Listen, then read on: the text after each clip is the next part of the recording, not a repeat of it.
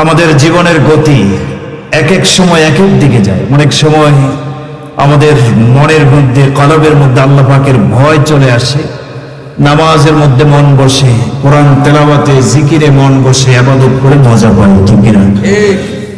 আবার অন্তরের অবস্থা মাঝে মাঝে এমন হয়ে যায়, অন্তর বক্র হয়ে যায়, নাফরমানি করতে মনে চায়, শয়তান ধোঁকা দেয়, আল্লাহর ইবাদতে মজা লাগে না, নাফরমানের মধ্যে মজা পাই, ঠিক কি?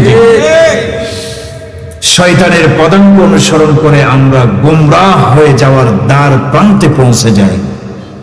কোরআন আমাদেরকে ওই সময় হাতছানি দেয়, বিভিন্ন ভাবে কোরআন আমাদেরকে হাতছানি দিয়ে ডাকে, বান্দা জীবনের গতি যেদিকে যাচ্ছে নাফরমানির পথের দিকে যাওয়া যাবে না।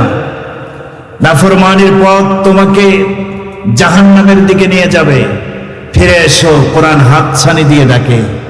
আল্লাহ কোরআনে বলেছেন, ইন্না হাযাল কোরআন ইয়াহদী লিল্লাতী হিয়া আকওয়াম। পৃথিবীর মানুষ, কোরআনের পথে আসো, কারণ কোরআন এমন এক পথের সন্ধান দেয়, দিশা দেয়, যেই পথ সোজা জান্নাত পর্যন্ত পৌঁছায় দেবে তোমাকে। সুবহানাল্লাহ।